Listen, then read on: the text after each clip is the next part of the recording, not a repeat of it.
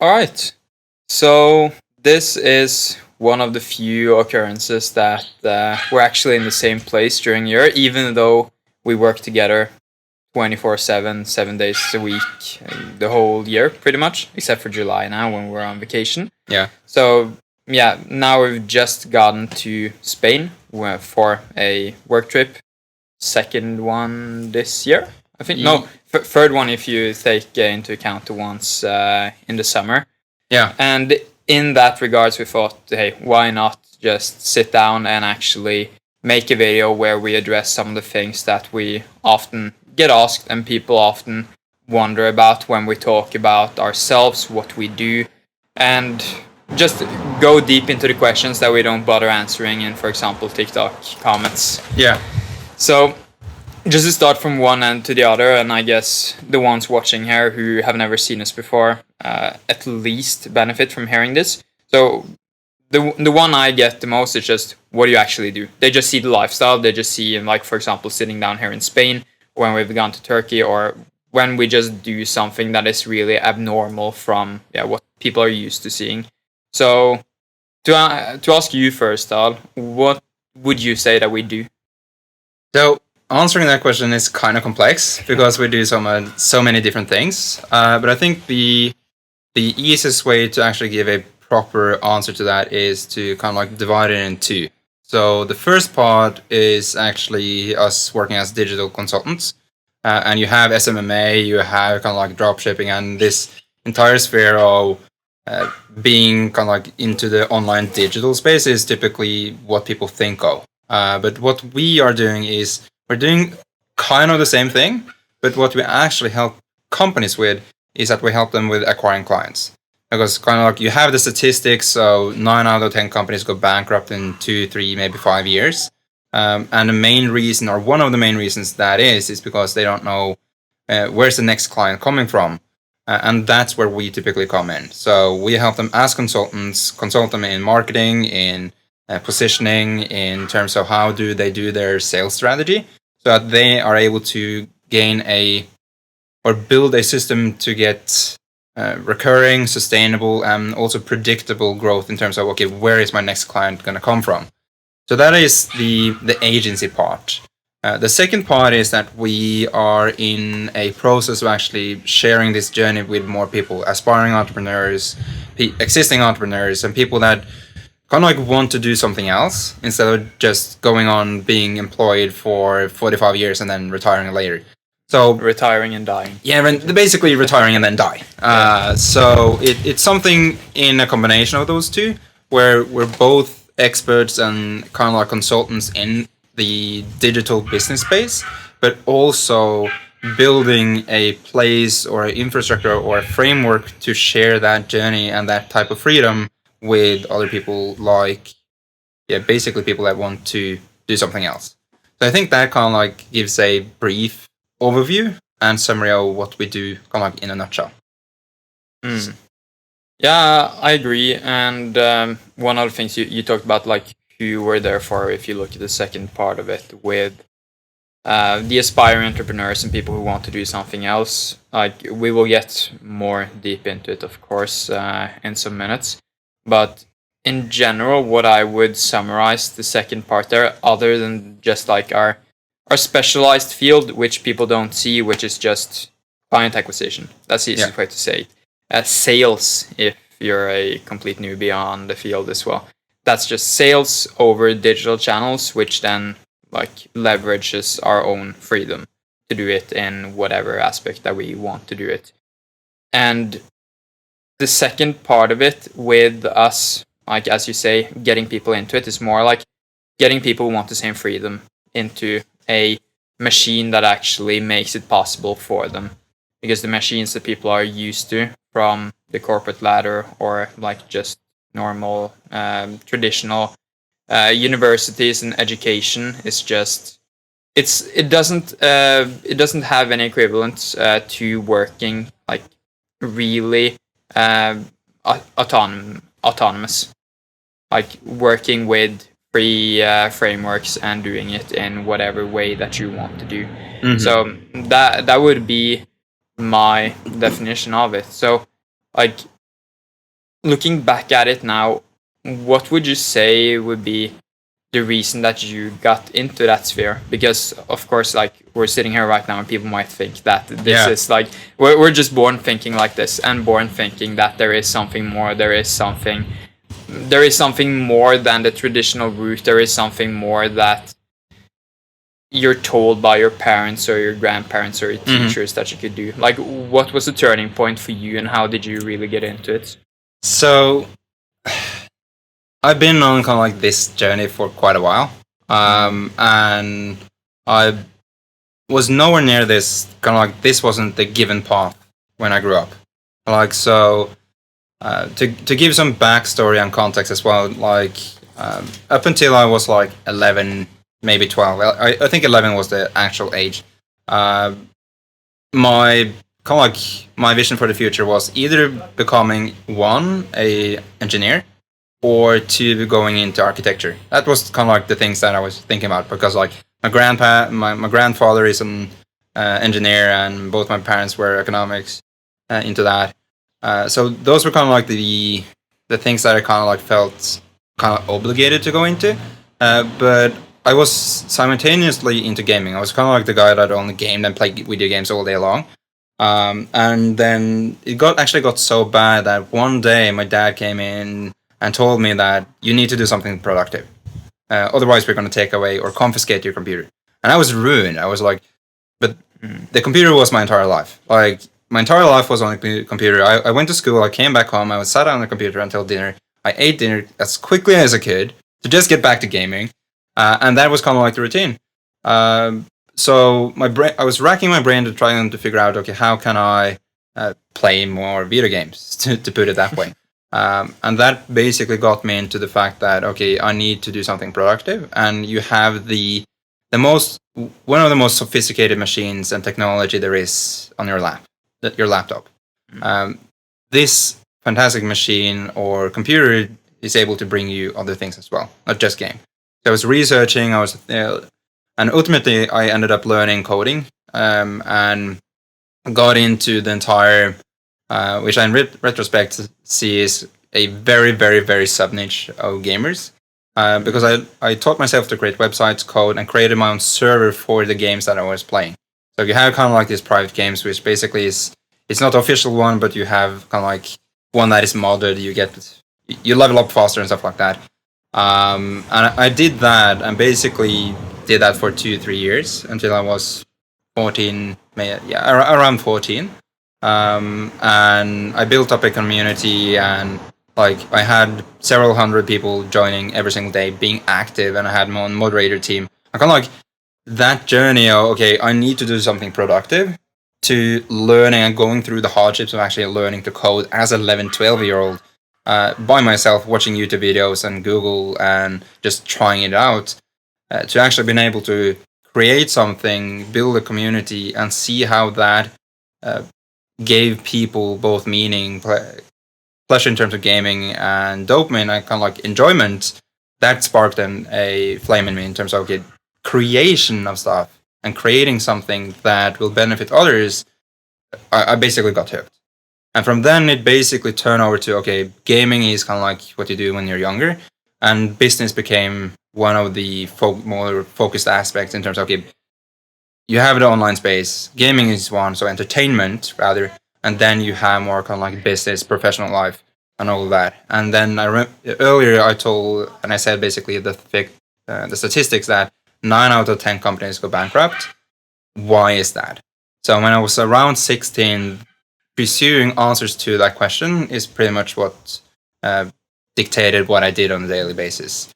So I got into business development, got into marketing, and that journey has basically snowballed since then for the past now 11 years. So just trying to research, okay, how can you do marketing? How can you acquire clients? How can you build businesses from scratch? Business development, fundraising, hiring, automating, basically every single component that makes a business. And yeah, that's pretty much snowballed to leading me, at least, to where I am. Yeah. And it could have gone wrong many, many times. And I think we're going to touch upon this a bit later as well, in terms of what's actually required to make it and why so few actually do. Because over this 11-year time period, I could have given up countless times. But yeah, without going a lot further into it, I think that's kind of like the journey and kind of like the origin in terms of I wasn't like this always. I was on a completely different trajectory than what I ultimately ended up going on. Just because like this one sentence my dad said. Yeah. But what was that? You talk about that turning point when you were 11, like with your dad. But you say it really nicely that you went into the thought of why does 9 out of 10 businesses go bankrupt after, was it 5 years? Yeah, so the statistic says anywhere between 2 and 5 years. Yeah. And over those years, about 9 out of 10 companies go bankrupt, statistically. How did you even get into that thought? Like, what kind of impulses did you have back then in that direction? So it was actually kind of funny because at the time, so this was 2011, I was 16. And I think it was after summer, so between late July, early August, and November. And so one of the thoughts were like, what makes businesses succeed?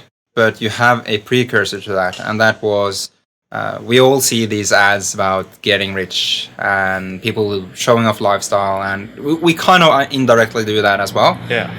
But in a different way. So back then it was more in terms of like network marketing, and there was this one company, but I can't remember the name. It was at the time one of the largest network marketing and MLM companies in the world, and I got into it, and then the entire kind of like concept was you buy in on a membership. I think it was like $99 a month. Yeah, classic. The classical model.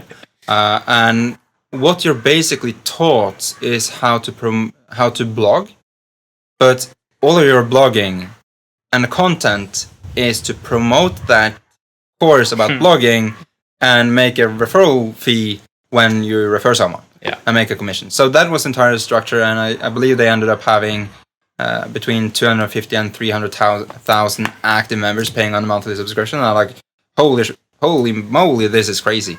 So I got into that, but at the same time, I was also exposed to cryptocurrency and Bitcoin. And I think just the hype and the shiny object syndrome of these two guys that created this network marketing company, they went from basically nothing, being homeless, to having a great success. I think that was more intriguing. And we see that today as well, in like the most flashy guys gets the most attention, unfortunately. Do you think in hindsight that those two network marketing guys actually were homeless before they went to that point? Like, I've heard the exact same stories from other MLM founders. It's just it was a funny like thing to hear there. So it kind of depends.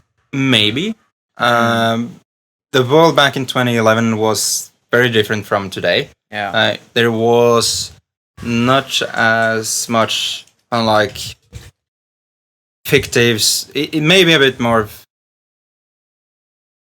There's more facade today on social media and online than it was back then. So a lot of the things has happened the past 11 years, and I think people were actually more genuine in how they presented themselves and what they actually talked about back then compared to now. And I believe one of the reasons is just the sheer volume of people online, and the fact that you have the ability to actually create content today is so much easier. That it's so available to people. And when you have this just sheer mass and volume of content, who gets attention? Because ultimately we live in a world where attention is the ultimate currency, and eyeballs. So if you're able to attract eyeballs and attention, you are rewarded typically through capital of some sort, or money. But back then, it was so few that did that, so they didn't resort to trickery and exaggerations and stuff like that, as they have to do today, unfortunately, because we have such a high volume of output on the global scale compared to then. So maybe he was homeless, maybe not, I don't know, I don't really care. It was more in terms of the actual storytelling behind it, and that's what I've also experienced and reflected on in hindsight is like storytelling is so important and actually making the audience feel that you're actually genuine in what you say and what you actually do, and that you're not some cheat that is just trying to get money from someone through having basically cheated on money. And I think we might touch upon this as well later on, where you have the balance between marketing and actual product. So most people focus on marketing, unfortunately, most of the time, because that's where the money is. But product is what makes what you have live longer and actually last. So, but yeah, it's a good question that we now it's a bit hard to actually figure out what was the truth. But again, the storytelling behind it was what I guess and reckon were able to attract more than 200,000 people to actually join and pay that $100 a month. Yeah, I guess so too. It's like I have very few experiences and just exposures of MLMs, but there's always some like rags to or whatever that. Yeah, rags to riches. Rags to riches, yeah. Story behind it. I found that a little funny. But if I turn it around to how I got into this space as well, it's you say your story dates back to when you were 11, and I could probably like drag it as long, like as far back as that for myself as well, but not in a practical way. I would say that my first exposure to kind of like you could say the business world, like the freedom path that we've taken, if you want to use a really simple word for it. I got into it step by step from when I was a kid. I always played football, and I played football at quite a mediocre level for many years. And when I was around, I think I was 14, maybe 15, I can't remember properly, I injured my knee really bad, and I had my first moment of helplessness, I think, where I got to the point that I really loved playing football, and I always thought that I would get better on all of these things now that I would grow and become competitive or more competitive than I was at the time. But when I messed up my knee and I had about a year to do nothing, pretty much, I got this. In hindsight, looking at it, I think it was some kind of fire that lit up for me. And this fire brought me on to actually pursuing for something really hardly. And I had never done that before. I'd never had any problems in school or anything. So everything was just like on a wave up until that point. And when I got into football, then I think it lasted for a couple of years. I played a little bit. A tiny bit better level, but not at any point to the level where I could do this full time. Like nowhere close when I look at it afterwards, when I've gotten more exposure to people who are actually pros in it. But again, like long story short, I messed up my knee one more time after I got momentum, and then I started looking in other directions. What can I actually place this focus on? Because I think just as you talked about from like coding these gaming servers, that it wasn't necessarily like the server that was the thing that brought the most joy. It was rather the process of actually building it and process of pursuing something. And I had the same thing, not as much as it was for you, where it was for other people in a bigger way. For me, it was just like having something that I actually work for and that I actually care for. And I then transited that to getting more and more into this just digital space of what you can do, which you are not controlled in the same way that I felt controlled when like my knee wasn't working and I couldn't do anything. And I feel that it could be seen as a metaphor for how it feels like, just in my opinion, living in the traditional frames of how you have to do things. And at that point, I just felt like that helplessness. I will never have that again. And I have to pursue for something else. And that is kind of funny because I did it for a long time by myself, not having like the specific, like especially much results from it. And that's kind of where we got in touch as well. Because if you can't see it on the video, Harald is how many years old? 6 years older. Yeah, 6 years older. Yeah, you are. So your journey is, of course, like dated 6 years previous to mine. So in the summer of 2020, it was. Then I had gotten like really hard into it. I just finished high school and I was actively pursuing learning more. I had like gotten into a university in Oslo, the capital of Norway, and I can't say I was hyped for it, but I was hyped for like doing something else. But I was also on this trajectory to like pursuing something more, and I started with digital marketing, more specifically copy, and just psychology was my field at the time. And one of the thoughts I had then during the summer before I started studying was like, I thought to myself, shit, Lasse, like you've seen all of these like acquaintances of yours and stuff during high school and from other places try the same path that you're trying right now, and like where they've flexed that I've sold for 5K on a dropshipping store or whatever, while they have made enough money to buy a pair of shoes in total, and they haven't done anything else than that. So I thought I don't want the same outcome as they had, because I don't know anyone who's actually like gotten out of this normal traditional path. So I thought, let's just find people who do it in Norway, which I lived in. And for anyone from Norway listening to that, that is hard. It was especially hard 2 years ago, because you had no one from Norway who was active on social media, who actually lived that lifestyle and lived in a way where they had full autonomy over their own work. You have people who like that, so social marketing expert and all of these things, social media manager expert, expert. And typically the ones who are focusing on Instagram and exposure and all of these things, but if you've gotten a little bit into it, you can kind of see through it. And I remember the way that I found you was that I... Yeah, this is a funny story. Yeah, it's a funny story to this, because Harald was like a ghost at that time. I don't think anyone could have found him if they even knew his name, probably. No, probably not. And the funny story about that is I have the same name as my dad. Yeah. So when you search my name, you actually get my dad. So, but go on. Yeah, so the way that I found you then was that I'd gotten to the point where I started realizing like value for hours, and how you... this is of course mainstream now today because of all of the influencers coming up, but like don't trade your time for money and blah, blah, blah, blah.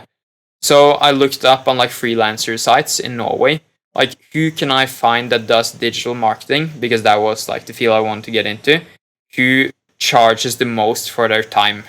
So I looked at this page with people charging like about 40 to 60 bucks per hour for like them doing some ad setup or like doing their SEO for businesses and stuff. And then I just looked at, I think I sent a message to the 3 people who charged the most per hour for their work. And I don't remember the 2 other ones right now, and that's probably a good sign that I chose to go for you. But they had like, I think it was like $300 per hour, $400 per hour, and then I think you had $600 per hour on it. And then I thought, this is some of the guys I need to talk to. And from that, I just DM'd proposing that, I'm going to move into Oslo, which I saw on the profile that you were located in, and I just want to learn. I just want to learn what there is to learn. I don't see like this other path being a real opportunity for myself. I just want to learn. I'll work for free.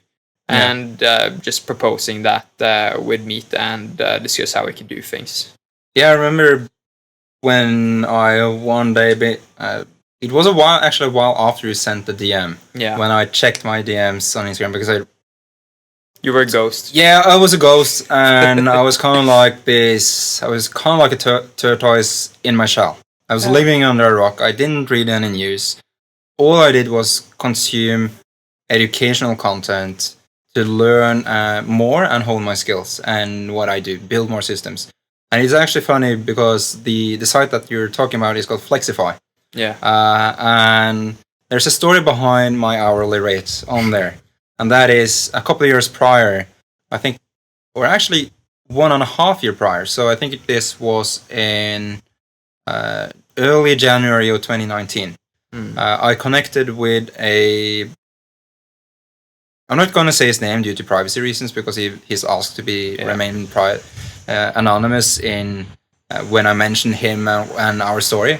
But he was a C-level executive in the world's largest media buying or marketing and media agency in the world.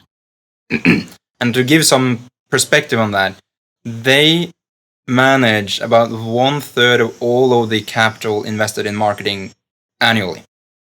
They manage all of that. So he's a crazy dude, incredibly smart. And one of the things that I remember him telling me, or partially also asking me in the beginning, was, Harold, how can you charge, at that time it would be $1,400 an hour. So that equals about, I think it was just about 10,000 Norwegian kroner an hour. And I was like, that's impossible.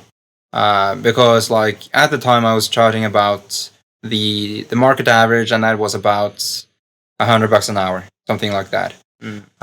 And every other month he pushed me to double it, to the degree that ultimately when you saw me on Plexify and resulted in reaching out, I reached the 500-600, where I was by far the most expensive hourly rate on the platform.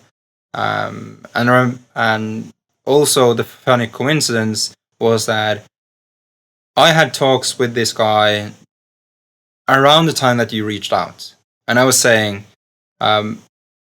hey, could we get more into the topic of actually building, leading, and managing a team, because I'm wearing all of the hats and it's exhausting.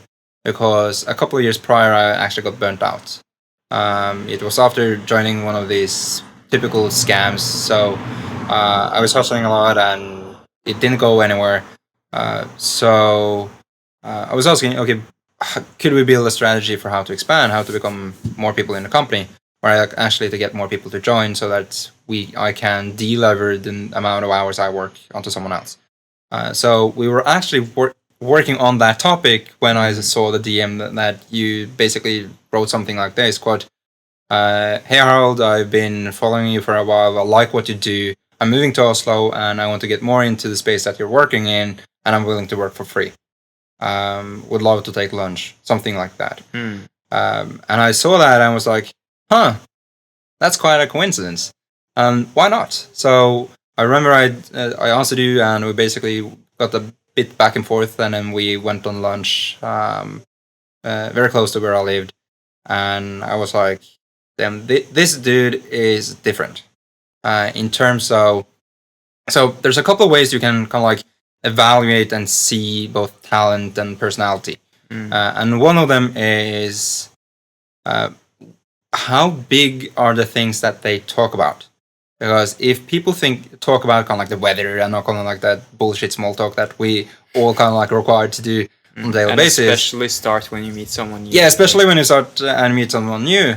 And you kind of like remain on that level, it's kind of shallow. But if you talk with someone and you really get them to open up and talk about the grander things, the kind of like freedom in their life, kind of like breaking free from the status quo, living on their terms, those kinds of things, you kind of like start to see, okay, there's a fire, there's a passion, there's something they aspire to be or become or have or live. And I remember just catching that from the very get-go. Like, we didn't have the dynamic that we have today, obviously, because we worked together for now 2+ years. At least soon, I think. Yeah, 2 years. We worked for over 2 years together now, I think. Yeah, a long time. Yeah. The exact number doesn't really matter, but a long time. So I remember the personality difference in terms of how we acted socially was that was also a bit fascinating, because like, again, don't be around people that are exactly the same as you, because then you are kind of like in this echo chamber. Work together with someone that is a bit different from you, that has a different perspective, that acts a different way, that thinks a different way, and you basically checked off every single one. So it's like, I'm already in this process, so thinking about expanding. There's a flyer. Expanding, and I was like, heck, let's do it. Let's test and see how it goes. So, but to go a bit back, it is interesting to see how different backgrounds, not backgrounds, but the thing that got us into the journey that we are on. Like you got into it based on hopelessness and like your pursuit of never feeling that again.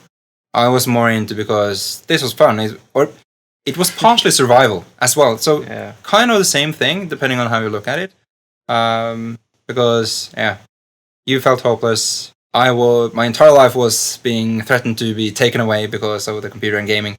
So kind of like the same thing, and maybe people that are listening and seeing this maybe are also at the same kind of like point in their life that there's some kind of, not desperation, but either they have something in their life that I don't like, or they have something they aspire to get to, or a feeling of hopelessness. And when I think about it, I think that might be a very recurring theme for people that want freedom. Because freedom ultimately, or the desire for freedom, is ultimately a response to the lack of freedom. And I think, I think people that listen to this might feel that it resonates. Yeah, I think especially now when you look at the online space now, and especially like the past 2-3 years, it's impossible to get away from it. It's impossible to get away from people like us who talk online about how we've done it and how it's possible, and just this new world that they've never seen before. Because you have this hopelessness that I was in, and you have this like I would rather say like curiosity from your side about what's out there, and then you get to the point where you actually have this epiphany that there is something more, and you've found it, and you can choose to go into it, but then you have a lot of fallbacks that you can go into, which like we have on our list here that we will go into later. But I find it really interesting as well that it's quite similar in a way, but I see it mostly like, if you want to generalize it, being that people, they first of all feel hopeless. I wouldn't say depressed as in medical depression, but a tiny bit like feeling that something is off from the start of, and they've probably done so like since humans like started talking to each other, I guess. But nowadays they have this exposure of people actually living on in another way, and that makes it way harder to not get to this phase where you have the epiphany and then you actually start doing something. Yeah, I think one of the dynamics behind it as well is that when it comes to kind of like the path growing up, people like, one, social media is bombarded by this, kind of like the alternative, people making money online, people having freedom. And you look at kind of like, what's the path that I have that is laid out for me? Kind of like, there is no path to freedom. It's basically, and I think we can elaborate more on this a bit later as well. Like, you get an education, you get a job, you work, you retire, and that's pretty much it. Yeah, and you die. And then you die. But this entire path to freedom feels so detached because it's only the thing that you see. You only see the result. You don't see the hardship. You don't see the hard work. And I think that going back in terms of my kind of like start to this was, I had to learn coding at 11. Like, that's hard. It took a lot of time. Yeah, think of the math you knew at that point. Yeah, like you just learned to multiply. Yeah, multiply and subtract, and that was pretty much it. And you need to learn a whole different type of language, which was coding. So and I remember also my parents got kind of pissed because all I did all summer was just sit inside to learn to code. So it was kind of counterintuitive in terms of what they actually wanted me to do, go out and do something, but I resulted in being inside. So they didn't give me another ultimatum, so kind of weird. But kind of like to backtrack again, I think since we only are exposed to the result, I think a lot of people call it out as a scam or a pyramid scheme or just fraud and stuff like that because they don't see what it actually takes. They don't understand the mechanics behind it. And I think we talked about in terms of what we want to go into, where one of the aspects is people don't really know what value is. Like there is a direct correlation between wealth and value creation. And if you don't understand that correlation in terms of how actual wealth is created, you will call out every single thing and people that are at least looking successful as scammers, as pyramid schemes, or stuff similar to that because they don't understand it. And unfortunately, we're not taught this in school either. So this should be something that we're taught when growing up.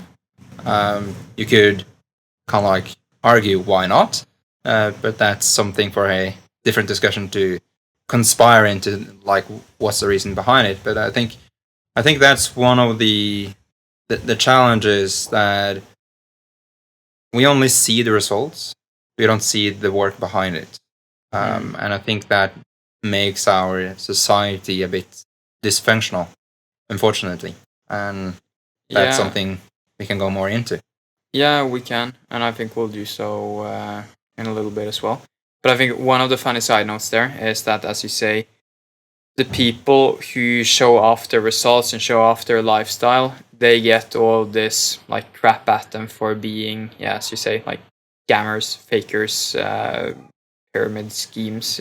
People throw that term out for anything. Yeah, and they actually don't know what it actually means. No, they don't. So, and that's funny. But yeah. But the thing is, even the ones who show like their hardship going up to it, show the work, they will either be ignored for it when they show like the outcomes of it. Like then people just don't care to look at like what they've actually done previously. And second of all, the ones who are in that phase, like as we're speaking right now, documenting it, they get made fun of for doing something different, for doing something that the people, of course this is another topic, but the people who make fun of them are just reflecting that they don't feel like they can do this, so therefore you're stupid for doing so. And when you get to that point that you've actually made it, when you've actually like made an outcome of your struggles, then you're just a scammer. Yeah, it's just a never-ending vicious cycle. Especially if you do all of this for approval, then you're just in the wrong game. Then you should rather just get a job that your grandpa wants you to get. Like, yeah, but I find the topic of haters a bit interesting, as you mentioned, that if you in the beginning try to do something different, so you try to break around away from the norm, the status quo, the populace, you're basically tossed shit at. Like, who do you think you are? And kind of like you have tall puppy syndrome, and in Norway we have janteloven, and basically it says that you shouldn't stand out from the crowd. But then again, when you make it, people toss these like you have made it because you're basically scamming. You're fraudulent. You have all of these things, and I really think it is, as you said, that haters is. Or I was introduced to this kind of like this one saying that if you don't have haters, you don't stand for anything, and I think you can add to that, or to elaborate on that, if you don't have haters, you haven't exposed yourself. So kind of like you haven't been, people haven't been exposed to you, because there is literally impossible to get every single person on the globe to like you. And you will have a spectrum in terms of someone that really loves you, hopefully your family and your spouse and your loved ones and stuff like that. And you have people that despise you. And if you don't have anyone that really actually despises you, like, then you haven't really showed your true colors. And to go more into the fact that people hate, I think it's actually just that, as you said, people express their own limitations and say that, see, I don't believe that I can do this, so you having made it can't be true, and therefore you have to have scammed or been fraudulent or built a pyramid scheme without actually understanding what those two things actually mean. So I think that's funny, and ultimately, again, I think it's impossible to get away from it. And if you understand the dynamics behind it, I think it's easier to swallow it because you know that it doesn't really mean anything, because it's just people tossing out shit because they feel shit. Because like, I think it's ultimately envy. They want to have the same thing, but they're not able to get there. They don't have either the skills, and I think that brings us back to, again, value, because like, if you don't understand value, you can't really imagine anything else aside from the traditional path that you have this get an education, job, retire and die. How are you supposed to make money if you don't understand value? Like, in an other way than getting a job. People think that like a job is a basic amenity that you need to live and something that you're entitled to. Like, no one is entitled to hire you. If you're an awful employee, an awful person, no one is going to hire you just because you have a Norwegian passport, or because, in our like country, or just because you need money, as extremely many people use when they talk about like why they need this job. No, I need to make money. Yeah, obviously you need money to stay alive, but no one needs to hire you. People don't understand that every employer in the world has a purpose for employing you. If you're a shit employee, no one is going to employ you. Like, they can find someone else to do it. They don't need it. And people think that a business, like, they're there to support the employee. The business isn't there to support the employee, it's there to support the customer. If you're a shit employee and you project that onto the customer, you won't be an employee there anymore. Yeah. It's easy, but most people are both employees and customers. Like, every one of us is customers here on Earth, like, for some kind of product.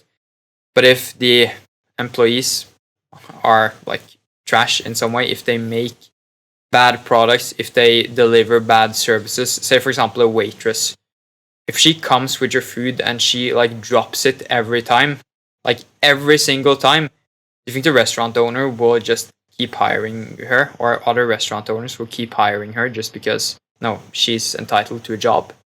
Yeah, I think what you're getting into a interesting topic, and that is the incredible amount of entitlement that we have. And I think entitlement, again, we live in, there's often a surplus of energy, of money. Definitely there's a surplus and abundance of money. That can't be argued. People saying otherwise don't, again, understand value. But the fact that people don't understand that businesses are here for making money, for starters.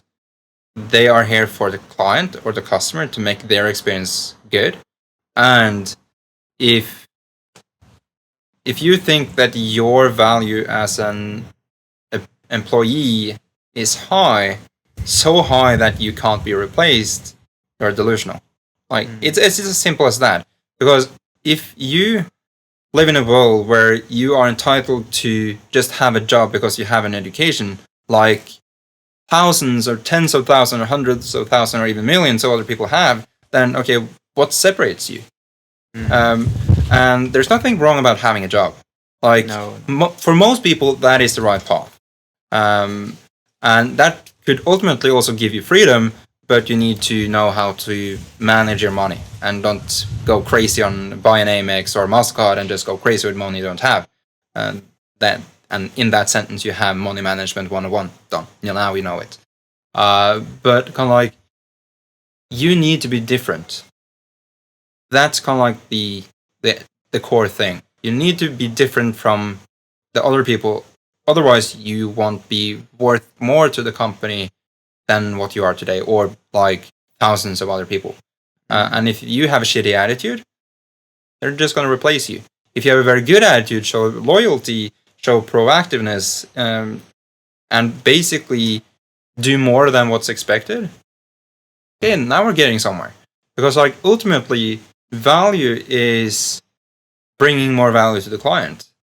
Value is creating something that people feel joy in using, leveraging, and experiencing. Value is basically solving problems, and that's the core essence of business. Like a business exists to make the life of someone else better by having a product that solves a problem, having a service that solves a problem, or that makes the lives of people easier. And yeah, like businesses have options. Employees, unless you stand out from the crowd and be different or do more, you don't really provide much value because you can be replaced. So for the people that listen to this and they know that, okay, I'm not entrepreneurial, I don't want to take that kind of risk, and we can get into risk and all of that because that's subjective, not objective. Try to learn things and incorporate a working attitude where you do more than what's expected. If you do that, you will experience that life is actually happens for you, not against you, because if you're entitled and say, I didn't get that, X, Y, and Z, probably it's because you don't understand how you can increase your worth to those around you. But I think that kind of like sums up. And yeah, mostly. I think the interesting thing there that you touched upon is that, and this is probably quite, it's something that most people don't think of, to say it really lightly. That every business, every service, every product that you end up like getting or taking use of, they are only there to make money for, you can say, the customer, but mostly they're just there to make money for the owner. The customer is just like who the owner has decided to bring enough value to be able to make money. The employees, they're just a tool to make that money, to make that value. And there's nothing wrong in that. No. Amazon, if you look at that, Amazon is amazing. We're sitting down here in Spain and I have an Amazon Prime account and we can get whatever we want delivered tomorrow on the door. It's probably even quicker if you're in the US, I guess. And with that, I will happily pay Amazon and Jeff Bezos like my $15 a month for whatever I pay for that Prime and for that service. And he will pay what the employees at Amazon, like what is able to pay them to still make profits. If he wasn't making profits, why would he care to put on that risk? Why would he care to be that exposed and just running such an empire? It's just mind-baffling that people think that these people that run these big things, that take on these risks, that they just do it like because they, for some reason, sit there. Not because they're driven by value, driven by money. They're using value as a tool to get money themselves. Mm-hmm. Yeah. Simple. Yeah, I think rich people too often are being villainized and being seen or projected as the villain. Like, let us try to make it as simple as possible. Like, the amount of money you make has a direct correlation to how large and big of a problem you solve. Imagine this. And how much someone is willing to pay. Yeah, that as well. So you have a couple of things. So one of them is you have something called the total addressable market. How large is a market for a business, the product or service that you provide or offer or create? And you have two scenarios. You have the guy that creates or runs a, let's say, a mechanic shop in a small village, super remotely, where there is 5 people that has cars. These cars break down every other month. So he has some stuff to do occasionally. So there's a very small problem because it only happens once in a while that people need to go to his mechanic shop and get the car repaired. And the second scenario is someone that, for example, Jeff Bezos. So people need to order stuff. They could either go far and just go somewhere to buy it, or they could get it just on their door the next day. And in the US, you can get it the same day. Here in Spain, you can get it the next day. For example, in Norway, there is no Amazon yet. I believe they are getting into Norway, but you have kind of like just the official postal service, which is completely bollocks and crap. It takes you up to a week to get something. But like that guy helps all of the US, all of Spain, and a lot of different countries as well. So his audience, there's a ton of people ordering stuff online to save the time that it takes to go back and forth from the shops to actually buy it themselves. If you take a look at the largest companies on the world, you can see their audience is massive. It's not in the tens, not in the hundreds, not in the thousands, not in 10,000, 100,000, million. It's in the tens or hundreds or millions or even billions. That's how large of an audience they have in terms of how many people they actually solve a problem for. So that pretty much says it all. Like, the larger the audience that you help that are actually able to and willing to pay, the more wealthy you're gonna get. So if you want to increase the potential that you have, it's not about finding the perfect business model. It's about how can I help more people. It's not even about like which business model or how can I work by myself. If you're working in a normal job, you just have to realize, for example, if you work at the grocery shop, if you're a cashier at the grocery shop or I don't know what they call the employees there, you get paid by the tiny bit of the margin that the business makes, so the grocery shop makes, of buying these products and selling them down to a customer.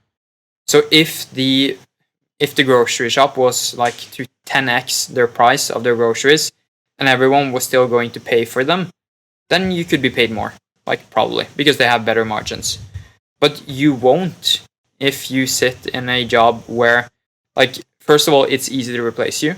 Anyone can do the like cashier check-in thing, and the business just doesn't have margins to pay you more. You can look at the same thing, like what's the highest paying jobs that you can have. Like if you're a lawyer, then people are willing to pay a lot for your services because they can't just choose from anyone on the street to go in and sit and do the lawyer work as they can with the cashier. And people pay a lot of money for lawyers because they solve really difficult, sometimes, problems for the average Joe. The same thing if you look at a dentist, to drag into another one. People pay a lot to get their tooth fixed because it's a really hurting problem. And therefore the dentist gets paid a lot because it doesn't cost them a lot to deliver the service. Yeah, it's all about supply and demand. Yeah. Like, if you have a very low demand and a incredible supply, it's going to be difficult. If you have a very scarce supply and a very huge demand, artificially, for example, created with diamonds, the price goes up. So, again, for example, for a business has a demand for employees. But if the supply is tremendous, they can push the price down, because it's all about how low of a hourly rate or a pay are people willing to take on. If it's the opposite, so the demand again is high, but the supply is very low, like we have now post-pandemic, and you can argue that, but businesses struggle to find people. Like, there's been this vacuum where a large percentage of just like people that typically were employed, they're gone. They're just vanished. So people companies are struggling to hire someone. So they're pushing prices up. And if there's a small supply of potential employees, the businesses will try to fight to get the ones that are available, and they will push the prices up. So everything is supply and demand. And if you don't understand that in terms of what actually provides value and how value is created, then most things will look like scams, pyramid schemes, and especially with those that have succeeded and figured this out and actually able to capitalize on it. Yeah, it just looks like from such a person's perspective that the world is unfair. Yeah, but it is unfair. Why was it supposed to be fair? And that's the thing. Yeah. But to go around to what we had like on our schedule here, we talked a little bit about like where we started and how we got in touch. But we didn't go that deep into what we actually do today and what we've done since that moment when we met. Mm-hmm. Did you go into like because you didn't mention what you did the couple of years prior to us getting to know each other? So what I did was, what I did is pretty much the first thing I mentioned in when you asked me or asked what do we do. Yeah. So agency, like working as a consultant digitally. What I did the multiple years before I met you and you got in was just consult companies with marketing, Facebook ads, Google ads, doing the typical SMMA stuff, but not social media management. So more ads, and more kind of like the fact that, how can this company get more traction? So how can I get more leads? How could they get more appointments? Worked with dental clinics. I worked with larger corporations, B2B, software companies, public speakers. I've also worked with course creators. I'm going to dive more into courses in that industry as well. And just like helping these companies grow. Because of paid marketing was, and I still believe that paid marketing is the best thing for someone new to get into. Because you have this metaphor. It's not mine. It's not my original one. But I heard this from a guy that compared, in marketing you have two schools. You have the paid school and you have the organic school. So the paid is basically paying for ads, and you get to reach a specific audience when you pay for that. It could be buying the billboard beside the road. It could be buying a TV commercial. It could be buying a Facebook ad or being visible on Google. And then you have the organic one, which is you just create content and people come to it. It's the Instagram page, it's the YouTube channel, it's blogging, it's your website, stuff like that. And he gave this metaphor that having paid ads is like building a machine. Sophisticated machine, you put gas on the machine and it runs until it is out of gas. The organic approach is a bit different. It's like being a hooker or a stripper rather. And you need to be up there by the pole, stripping, shaking your ass to get paid. The moment you stop and you go backstage, the money flow stops. But having this paid marketing machine, it still runs because it has gasoline. And gasoline in this instance is just money and budget for marketing. So when someone starts out, I think it's way better for someone to understand how to build that paid marketing, paid ads, and understand that because they have so much more leverage. And in turn, over time, focus more on the organic thing, but see how they can build a mechanism behind it where they don't need to actively day in and day out check in to publish and create new content. So yeah, that was kind of like a sidetrack from the original question, but it's just consulting. And that has evolved since you came in, where you jumped on, I remember giving you a couple of clients, and again, this was part of the, I think leadership in companies. If you are an entrepreneur and you are bringing in more people and you're creating something that is bigger than yourself, which people ultimately should try to pursue, because then you can have a grander impact. Leadership is by far the most hard thing that you can learn, because you only learn through experience. You can't learn it in theory, because in theory you can read all you want about leadership, but when you get to it, you just fall flat. So, but I remember when you got in, one of the biggest challenges that I had was I gave you a couple of clients. And since you trying to figure out how to learn this at the same time, we lost a couple of clients. And if you compare it to kind of like a average salary, we lost a lot of money on that. Yeah. But I think in the long term, that was completely worth it, simply due to the fact that we are here now more than 2 years later, and you become a bowler. Like, to put it that way, I remember you saying earlier that 2 years ago, it was really hard to find people in this space in Norway. And it was. There still is. Like, there's maybe one or maybe two couple of handful of people in Norway that are really good and understand what we actually do. And like I I would say now that kind of like you're in the top percent in Norway, and I think that was due to the fact that in the at least the first year that you after you came in, we just tossed as much shit at a wall that we could, tried as many different projects, clients, and our burn rate was quite high because that was the path that I found challenging as a leader. Just kind of like I don't like to use the word boss because I believe, or I have this metaphor that the boss is the big guy sitting behind with a whip, but the leader is the one that actually is on the floor doing the stuff with you. Yeah. And I think just going through that hardship of actually losing clients and the headache and the frustration, and actually going through that together was the one that at least made our dynamic so far as good as it is. But again, it always sucks to lose clients. But then again, you need to think long term in terms of what's worth the most. Is it to burn a potential long term partnership with someone that you work with, or lose a client that you could get another client the next day? But yeah, I think moving from there, we can go more into like what we actually do now, because we have transitioned a bit from the agency. Right now, we don't do any agency work. We have some, but those aren't direct one-on-one clients. But we are, and this is the funny thing. We aren't an agency, kind of like the fixed agency framework or model. We are not a educational company. We're not a venture company. We're kind of like a hybrid. We're just a big mashup, right? We're a big mashup.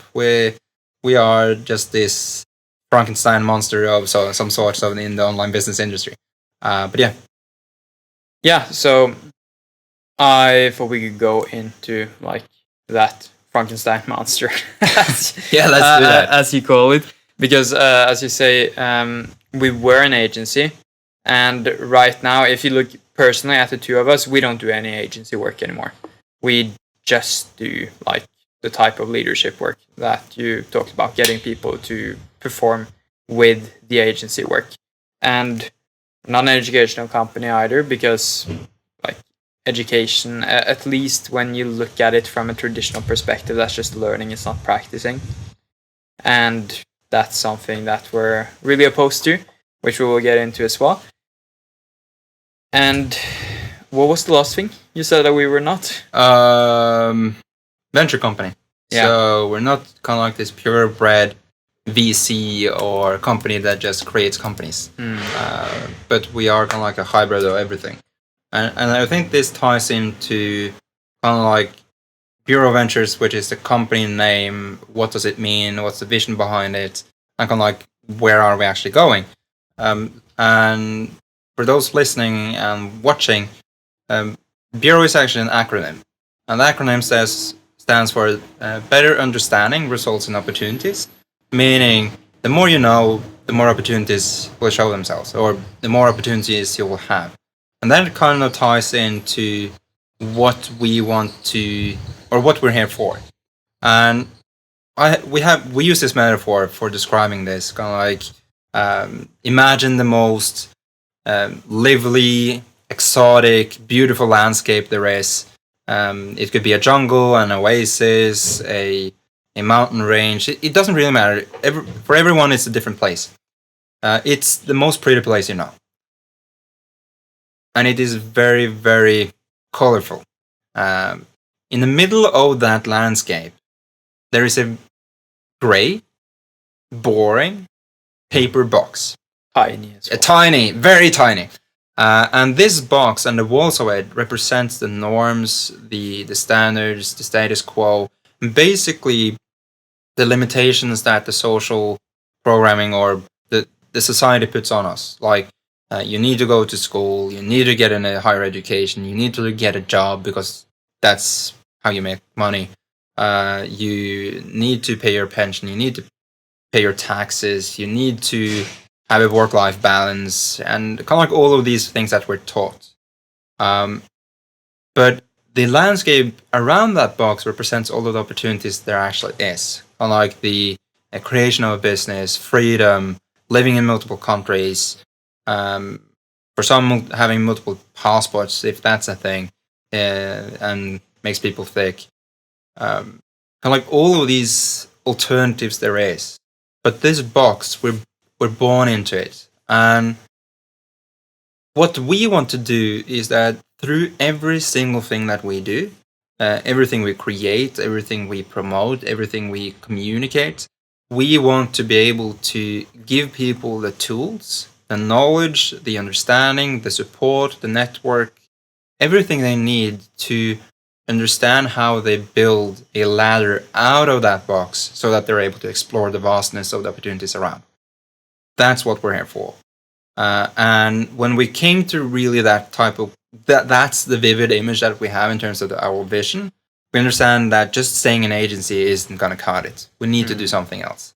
And to give kind of like a very brief understanding in terms of what we actually do right now, if what we do is something that resonates with people, is that ultimately our model that we help the world with and companies is acquisition, as we mentioned. It's still the agency. It's still helping them with building products, product market fit, marketing, getting clients, generating leads, and all of that.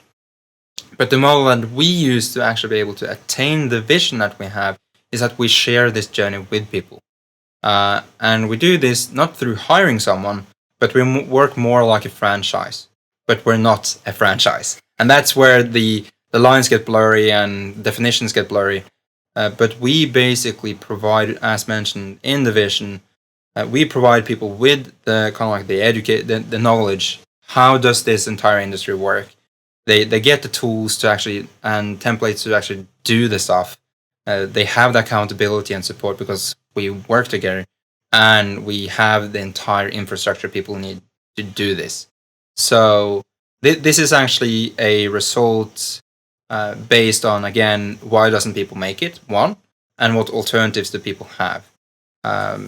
So I think we can go more into that in terms of what ultimately ended us or made us have the type of structure that we have today. And I think we can go in more into like what options we saw people have. Yeah, definitely. So the thought process started with us being just the two of us still, and we had some people coming in and out from time to time helping us with stuff. And we thought that we want to do something more grand. We want to be able to, as we talked about with, for example, Amazon, deliver value to more clients than we could handle ourselves, the two of us. And the options that we then saw was, firstly, like we can hire and become a bigger agency and take on more clients. But the thing there is that we had to hire someone. And to hire someone, you need to find someone who's willing to be hired and who resonates with being hired. And there's nothing wrong in that, but we don't resonate with that in the same way. So we didn't want to have someone close on us that is comfortable with being hired in these certain frames. So what we then looked at was what type of person do we really want into the company? What type of person do we want to work with? And the person there is kind of like, it was more or less, I think, all just looking at our core values and looking at what these values reflect in a person. And our number one value, which we come to all the time, is freedom. Just freedom to do whatever you want. And that is obviously not congruent with getting hired. So we were looking at this person who we would fit in with, who would fit in with the company culture and align with freedom as their core value. What options do they have today? Yeah. And the options, to take it short first, and then we can dig deep into all of the free ones that we have categorized as the main options. Number one is that they can do the traditional route, which is doing that education that all of your external people want you to do, like what your family wants you to do, what your friends are probably going to do, and just taking the route, going through, for example, as I don't think I mentioned that earlier, but as I was on my way to doing, like, studying economics, I dropped out of there 3 weeks later, like after I started, because I met Harald. I don't think I got that in the start. But taking a study like that and then going on to taking a job on the end of it. Like ideally, you have a job by the end of your study, even like a little bit before, and then you're looked at as like perfect. Then you're super successful. Yeah, super successful because you got a job after studying something for 3 or 5 years. And there's nothing wrong with that, so so people don't call me out on that. But the thing is, if you have freedom as your core value and you take a degree which is 3 or 5 years, you might get a job really quick and you might work yourself up in that job, but realistically you won't have autonomy and freedom in that job within at least 5 years if you're very specific about what you study and what jobs you take.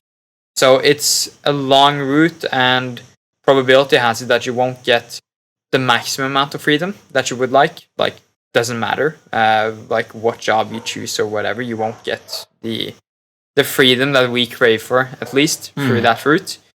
The second one is just the like entrepreneur route, like starting up for yourself, like doing, for example, digital marketing, starting from scratch, trying to figure things out.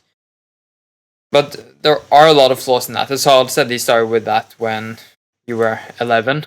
Yeah. And I don't know how many years it took. It takes a lot of time. Yeah. I can say that. And I think for the people listening as well that has gone on that path, it takes time. And like things typically take more time than what you estimate them to take. And that's pretty much how it is. We're too optimistic in the short term and we're too pessimistic or ignorant for the long term. So and I think and again, to go back, like freedom is the ultimate pillar in terms of culture and what we value. Like we didn't want to hire because, again, as you mentioned, that if we were to hire, we would get someone that potentially were entitled as the third person in the company, and that would set us astray. Like that would potentially, if that was one wrong hire, it would be increasingly or horribly expensive just to hire that one and give them salary, train them for 6 months, and then figure out, oh, they didn't work, because then we would need to do the entire 6 months again and pay half a year of salary. And also that I would never be hired in a different company, like period. I don't need that. So it doesn't really feel right to like say, hey, I want to hire you. This is the fixed salary. This is your fixed responsibilities, and that's it. So we tried to approach growing the company in a different way, very untraditional way, where like hiring is one way, but traditionally the one lever that companies use to grow is just to hire. But there are different ways.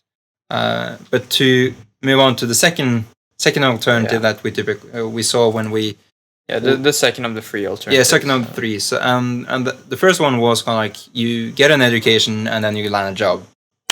Great, that's the first one, and there are pros and cons. Yeah. The second one was that you can do it yourself. Like to go more into that, like most people, as you mentioned previously, don't know what value is. And if you don't know what value is, you don't know what a business is. And if you don't know what a business is, how the hell are you going to know how you're going to do it? Like you can take a bachelor's degree in entrepreneurship. Or business. But people generally start off a company on the wrong premise. And that is that they need to have, or they have this amazing business idea. They have the perfect idea. It's just splendid, and it's going to change the world. That isn't necessarily wrong, but if you pair that with the fact that it doesn't really solve a pressing problem, why are anyone going to pay for that? And the dynamics that you typically see in the startup world or in the market that creates successful companies is that one, they start off with a very big problem for a lot of people. As mentioned before, the greater the problem for the more people that are willing to pay for it and able to pay for it, the more wealth that you are likely to be able to accumulate. So one, you need to have a problem. Secondly, you need to understand how to test it, because a lot of companies start off by, okay, I need funding. The biggest joke of most companies, really. And we had a story. I think it was actually this week where we talked with a very bright woman, but she was gonna get into the public speaking, being a knowledge expert, and she said, I need funding. And she was having a sole proprietorship, so she was working alone, and pretty much she is creating a business, but the business is her. And if you take it from an investor's perspective, there is nothing to invest in, because an investor puts money into a business because it's a machine that multiplies their capital, and they need to be able to sell that percentage of the company, because if they invest, they get a percentage of the company. And if they're not able to sell that part of the company, then there's nothing to invest in.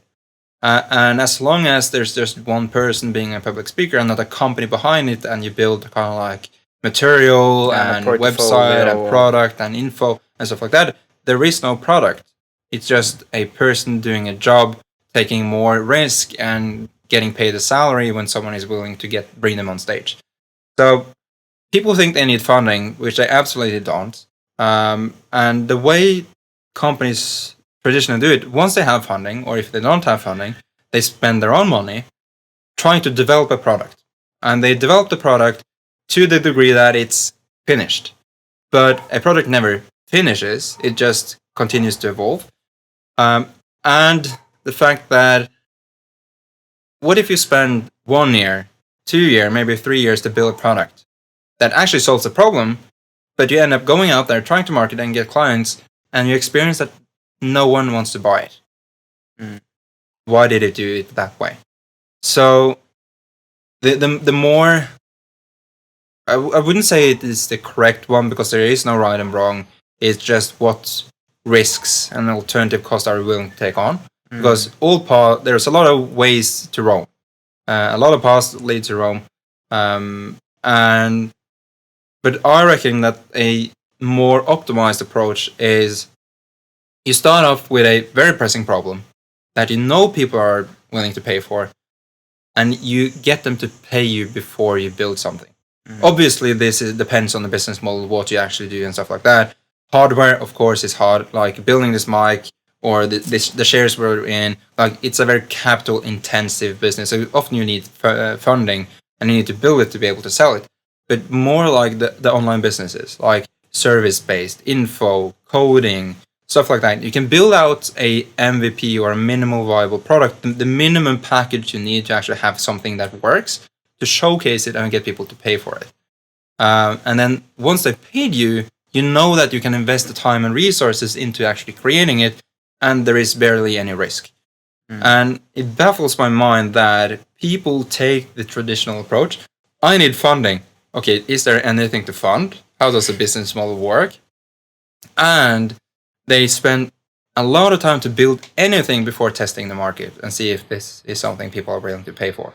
So ultimately, those kinds of things compounded leads to people wasting a lot of time. They burn through their savings, and they often get nowhere. Again, combined with the 9 out of 10 companies go bankrupt in 2 to 5 years. Typically because it takes 2 years plus to create a product, and a proper product.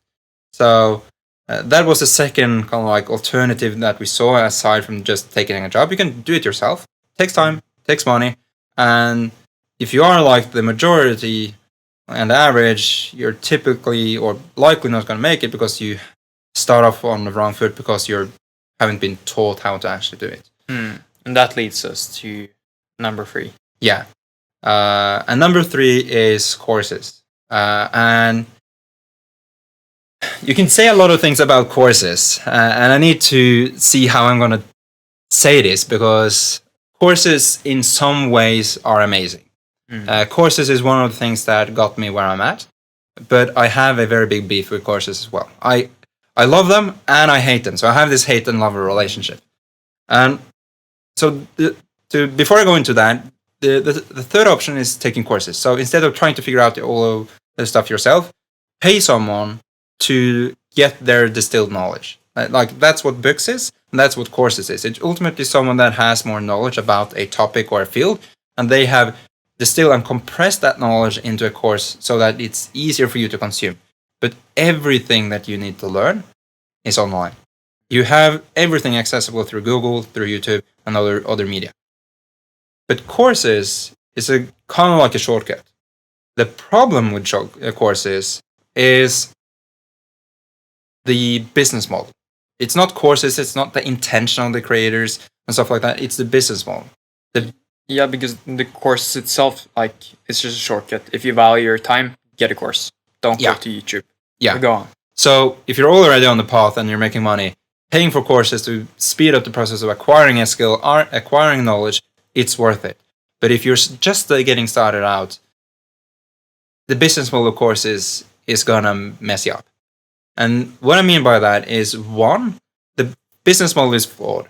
Because imagine this, or think about this. Businesses exist to help a client, but also make a profit. And in the entire online business space, people think that what's going to create a good course is, one, the knowledge. Of course, the video curriculum, either live or pre-recorded, but also the support. So your typically pitched is that you're going to learn everything that you need to know, and we're going to help you. So you're going to actually get tangible help whenever you need it. The problem, though, is that, especially if these courses are in English, so it may vary. For example, in Norway, you have a lot of smaller courses that are a lot more intimate, smaller groups, and that's really good. So that solves this issue. But typically, on the larger scale, people are successful in the course industry. They have hundreds of people in their courses. So imagine showing up to one of these I can get help calls, group calls, Q&A, support calls, strategy calls, you name it. And there are more than 100 people there. The call is only an hour long, and you have a very specific problem that is complex. So, for example, you want to learn how to pitch this one client, or you're not able to get the pixel set on Facebook to work so that you can run your marketing ads and stuff like that. It's topics and problems that takes time to actually answer and solve. You're not able to do that in a 1 minute or 2 minute slot in a group call. So you're promised the world, you promise help, but you don't get it. And often, a lot of people then overcharge for the courses. Or they're not necessarily overcharged because the value is there, but the value that people that get started out, it's not as high because they don't get that actual hands-on help to actually do what they need to do. So if you combine that with the intentions with courses are good, but the model is flawed because the only success criteria for the course business model is to sell a course. It's not necessarily the success of the students because they don't get rewarded for that. Of course, you have the negative word of mouth if no one achieves any types of results.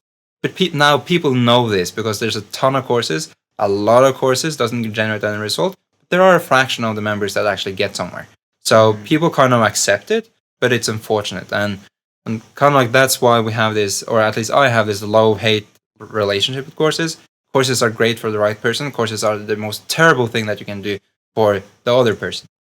And the paradox with this course model, because it's the model, it's not the people who make courses. We've made courses ourselves. Like I've sold courses for 5 years through partners, so I know it, and that's kind of like again makes the entire my entire relationship with courses a bit nuanced as well because I've done it, and through doing it both personally but also through partners, I've seen these nuances in terms of who does it actually help. And one of the things, like with the biggest player I was working with, about 9% of the people completed the actual course in terms of all the videos and all the material. 9%. 91% didn't complete it. And then you can see, okay, out of the 9% that actually completed it, how many actually were able to get results? And it was a fraction of it. So again, the model is flawed, but the intentions are good. Yeah, and like in regards to the model, because you mentioned early on that with especially the support part, when you look at the intentions, like how do they make money? It's of course by selling, not necessarily implementing. Yeah. And the reason for that is because these big fishes that do courses, which have hundreds and thousands of people like in the course, they're the ones who are doing the course model like profitable. The ones, as you say, who are doing the course model, but they don't have more than, for example, 10 people in the course at the same time, they're having a product which is really good for the customer. Like, they get way more support and way more help and probably more implementation. But the people who sell those courses aren't that profitable because they're spending time on 10 people instead of 100, which is like their time is the same. It's still the same hour. So the flaw there is that you just make money of the sale, not necessarily in the implementation. Yeah. And this illuminates what's interesting to understand as well for the people listening. And that is, even though you're not able to get a result from a course, doesn't mean that it's a scam. Yeah. And it doesn't mean that the person doing the course is a scammer or it's a pyramid scheme. It's not that. It's funny how it's always like, it's a pyramid scheme. Pyramid scheme is what everyone tosses at something that doesn't work. Yeah. Because again, you need to understand why the model is like it is. And this is what people don't, they completely skip this when they evaluate stuff. And that is, since there is no reward for actual implementation from the course creator or the business that sells the course, it's impossible to, in the long run, invest resources to ensure that the implementation creates success. So let me elaborate on that. If I sell a course for $1,000, I have 1,000 people in it, so I made $1 million. 1,000 people, following up 1,000 people takes a lot of time. So if I were to be able to follow up 1,000 people, and I need to spend, let's say, 200 grand on just that, on those 1,000. For the next 1,000, so what it actually creates is that for you to just operate the business, you need to take on more expenses. So you need to have more people, and you need to have support staff, client success, you need to have community managers, and the more complexity that you introduce, you build a machine that you don't own. You build a machine that owns you. So what the dynamics that happens is that the business needs to continue to make sales to be order to pay the cost while actually supporting the implementation process and the people to do that. So at one level, the sheer amount of costs accrued or that you have monthly to just do the support will be higher than the revenue. So there will be this challenge of continually having higher revenue to just support the operations and the survival of the business. And at some point, this model just crumbles. So the course model is amazing for the right people, as mentioned, but the model is built and structured in a way that there is a reason why it is how it is today. And you can't really do anything with the just pure course model than what it is today, because it's not sustainable. And all of these things are the things that we've looked at when it comes to how we do things. Because if a educational company, and now I'm using educational because it's more than just a course, if an educational company wants to truly be able to scale, they need to take care of implementation. And to be able to take care of implementation, they need to have an upside in successful implementation. So they need to have a commission, a kickback, or some type of revenue generated off of successful implementation. Again, now we're going really deep into the dynamics behind a business model of an educational company and the course industry and stuff like that. But it's important to understand, like, most people never talk about this. I've never heard anyone of the so-called gurus or experts or consultants or businesses in this space talk about this dynamic. And that pisses me off, because the model isn't for everyone. So the end consumer ends up holding the bag, and then they start pointing fingers. And they're saying that, oh, that's a scammer, oh, that's a scammer. And if you compound the envy and the things that we talked about earlier about people expressing their inner limitations, combined with a model that is flawed long-term for scalability, you get a shit show. And that's what we see today. So understand the skepticism that is around the entire unlike the course industry, it's reasonable, it makes sense, but it's unfortunate. Yeah, but the skepticism and the criticism that comes to the course industry, just to take our standpoint on that, is mostly rubbish. Yeah. Like, the people who shout out that these people, like, the course sucks, or is this course a scam, or whatever, it's just bullshit. All of it. Like, you have an extremely low percentage of courses that are made for any other motive than actually just helping people with the knowledge that the course creator has, like, compounded over the years for themselves. Mm-hmm. Yeah. Anything else that anyone wants to tell you is just a projection of them not making it. Like, people are lazy. People won't do the things that they need to do. If you have a course in an ideal world, you succeed because you have everything that we talked about, the second path that you can take, doing it alone. Doing it with a course is way better because you have everything compiled. You have the people who've done it themselves in front of you, and you can just replicate it. People who don't do that are, I'm not sure if I even would say usually, instead of always, like, always just lazy. They don't implement. They give up for some reason. Yeah, and I think that, again, is kind of like the third variable to this shit show that we're seeing. Yeah. And that is that even if you get every single thing you need on a silver platter, if you're lazy, you won't get anywhere.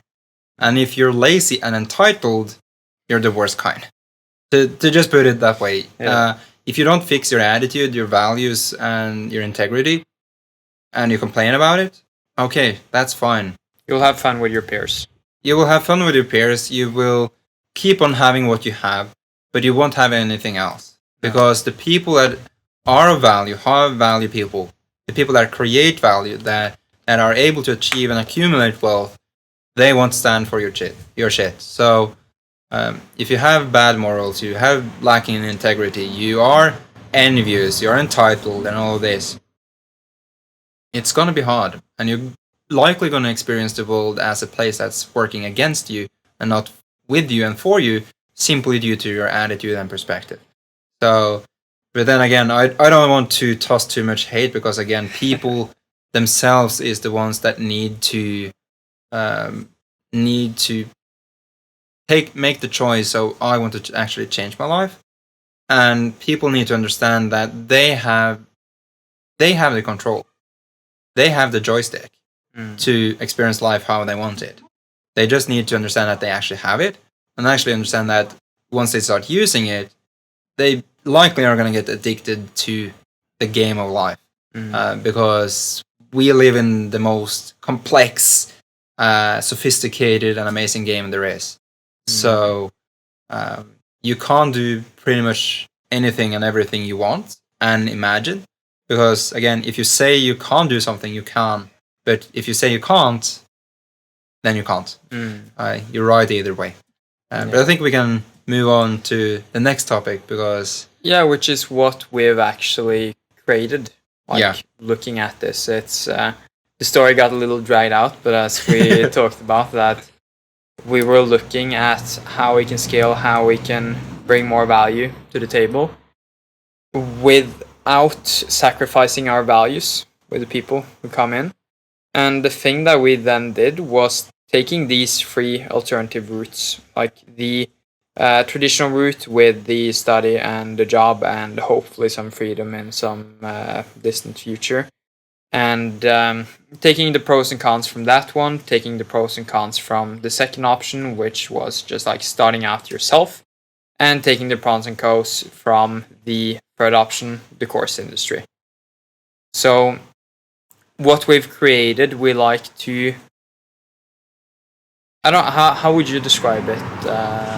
So I would say we're trying to merge all three. Yeah. So how can you create freedom for yourself? You could, of course, get a job, but that's not something that is likely to generate or create freedom. Most people that are on this path or are considering this know that, okay, they need to have something that they own. and not that they're just a chess piece in someone else's play. So the first thing is to actually have some sort of base understanding or knowledge about the topic, the dynamics, and how it all works. You need a skill. Yeah, they need a skill. They need a high worth skill that they're able to capitalize on.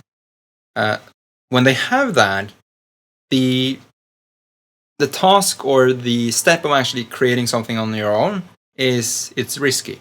So what if you have something where you have support? You actually have support, but you don't need to start from scratch. And you have peers that you can work with, and peers that will actually help you. And then once you have the ball running, and you know how to do stuff, you have mastered small steps, then you're more ready to take on a bigger thing. So how I would say we do it is that we try to merge all three, where we are both kind of like this educational institute or an educational place where you learn all of the groundwork, and you are kind of like partially also deprogrammed from you need to have a job and the security and risk, just giving you a different view on risk. Because personally, I would reckon that having a job is more risky than having your own business, because the business could go bankrupt. You have zero control if the business go bankrupt or not. You could get fired whenever, however, the boss wants, because they could have gotten a better applicant, or they would be dissatisfied, and then you have a lot of personal issues in businesses. So businesses is often a mess. So what we've done is we combine, or we're actually created a path, I would rather say. Yeah, I would say so too. Yeah, I would say that you have the traditional path. You basically go to kindergarten, you get to school, higher education, you land a job, and you basically get your pension, and then you die. So that's the traditional path. And what we've done is, okay, how can we create something based on all of the alternatives that typical people have, and create an alternative path to that, and not just a company, not just a course, not just a agency, but a place where you have a similar type of path, but the core value behind that path is freedom. So what we do is that we start off with the groundwork, like you need to know how to do stuff. Once you know how to do stuff, we test you, like we have an exam. So we make sure that you know how to do this, so that once you get into the big bright world, you don't fuck up. You don't stumble and make fun of yourself. It's the second step from having like the course model, where you we as course creators would benefit of you just buying. We in Buro, like the first step is we benefit of you actually learning the stuff and showing it to us, and us actually being able to check this and correct it. And after we know that, okay, you understand this, you got it, you're able to connect the dots, we invite you to what we call the work journey. So instead of just tossing you out there, starting something on your own, you are invited to projects. So we have a database of projects and work that you're able to join to further hone specific skills. So for example, appointment setting, marketing, doing outreach, doing copywriting, like specific tasks that will make the grand and large journey that you're embarking on easier. It's like if you want to eat an elephant, you don't eat it whole. You don't try to swallow it all at once. You chop it up, and this sounds sadistic, but like you eat it one piece at a time. And it's the same with, there's a freaking fly. There's one step at a time. So after you know how this works, that fly is this is the concept sitting outside in Spain. So you learn these specific tasks, and once you've accrued a lot of understanding about specific tasks, you're elevated to a second level where you are the one to bring in projects over your own. But you're not at the last level where you do everything on your own. But like this is the last step, or this would be the fourth step, where you take on more risk. You start, instead of being a part of project, you own projects, but you do it with us. So it's kind of like a type of internship where you're not at kind of like the junior level, but you're more at the senior level where you participate and you are a leader. Once you have gone past that, you are autonomous. you have autonomy in what you do, and you're actually pushed out to, not pushed out, but like pushed further to reach your potential by actually starting something from scratch. Like doing something that you own fully and wholly, to be able to then truly reach the freedom that you desire and that we want for you.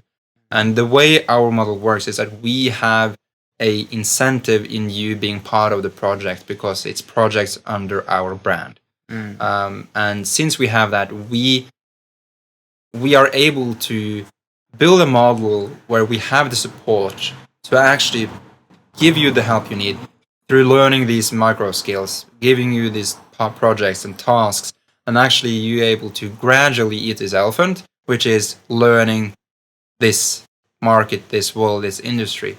And ultimately, once you are autonomous and you have stuff, you're broken free from the norm. You have broken away from the traditional path. You can pretty much live wherever you want.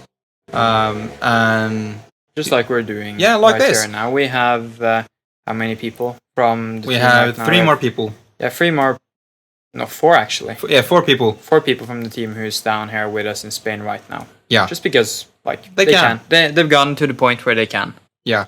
So we're kind of like, to summarize, building this alternative path rather than just this one fixed thing, where we bring you through the entire process of walking on the path, learning the skills, going through the motions and notions and everything, so that you ultimately end up with freedom.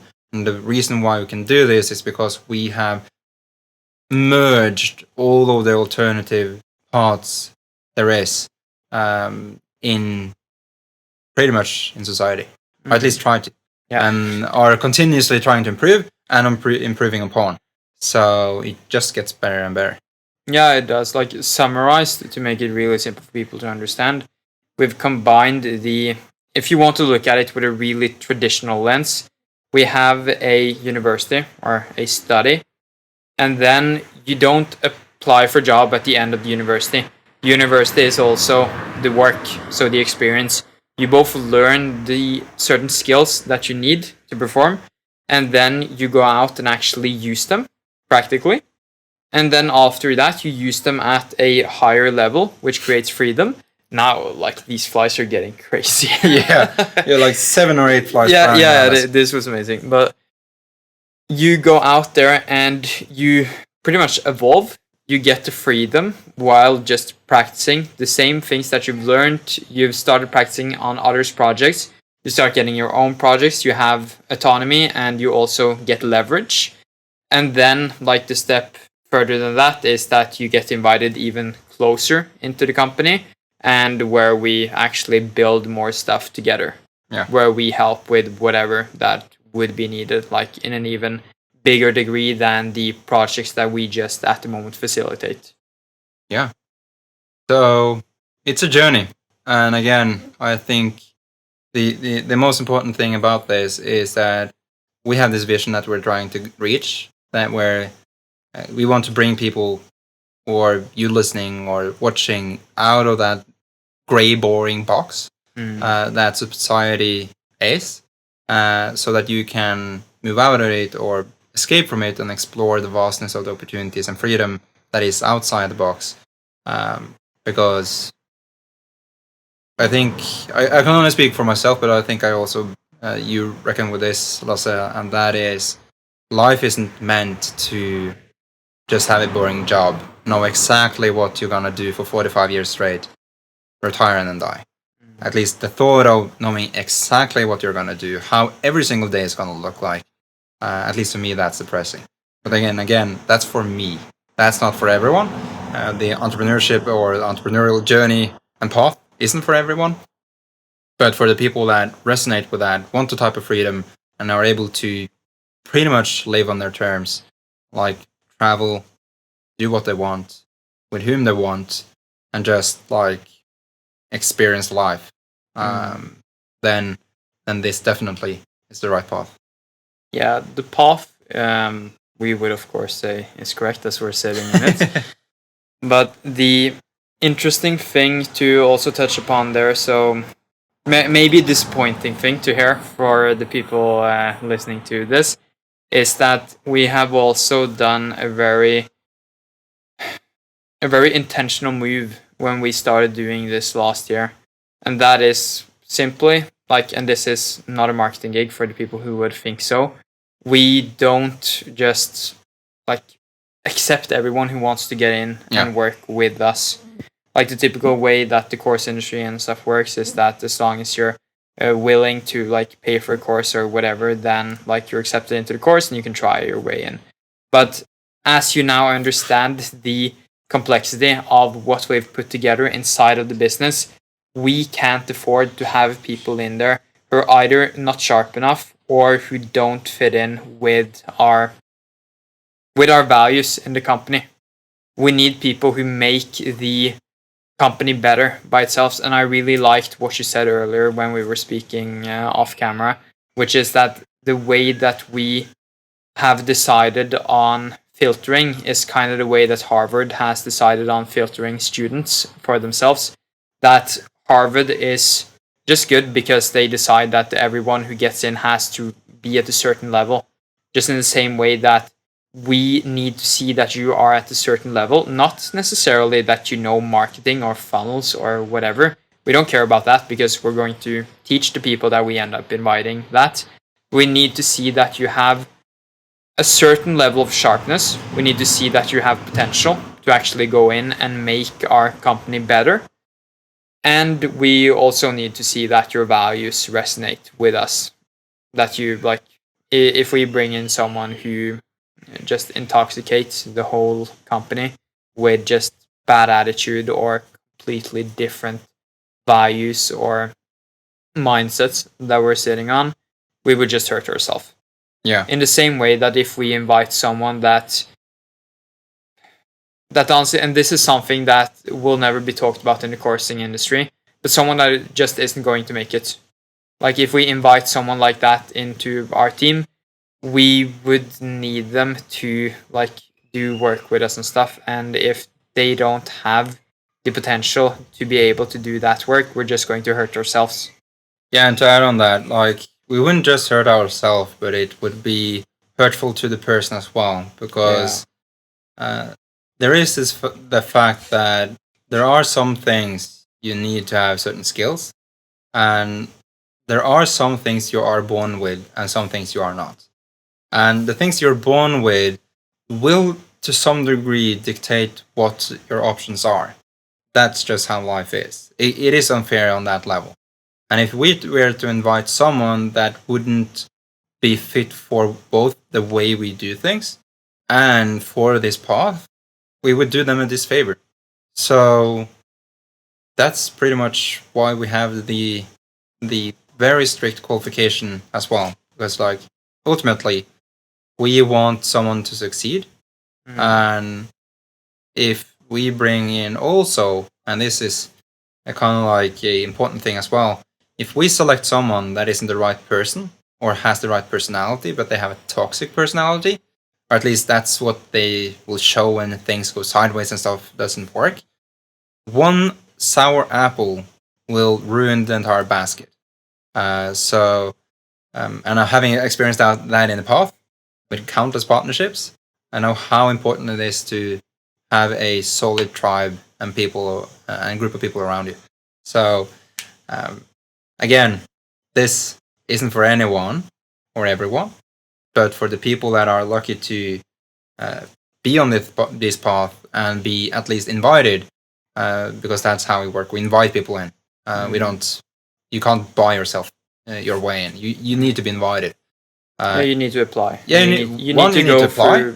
You need to apply. You need to apply like with a really hefty like application. Yeah. We need to know who you are. We need to know why we should even consider having you inside the team, because honestly, we don't need anyone.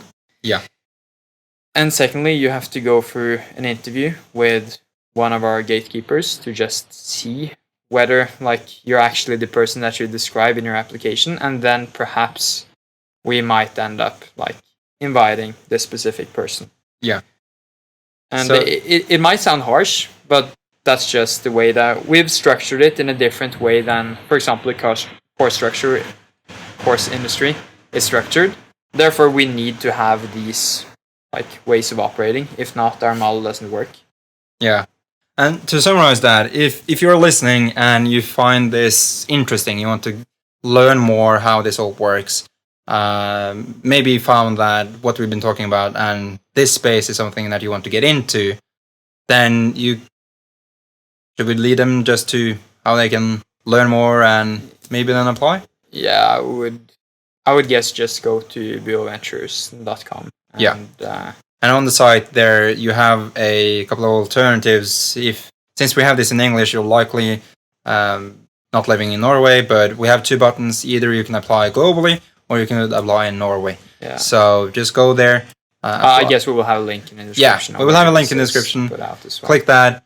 And as Lasse mentioned, spend time, be thorough in your application, because if you're not, then again, it's as we mentioned previously in this talk as well, like there is supply and demand.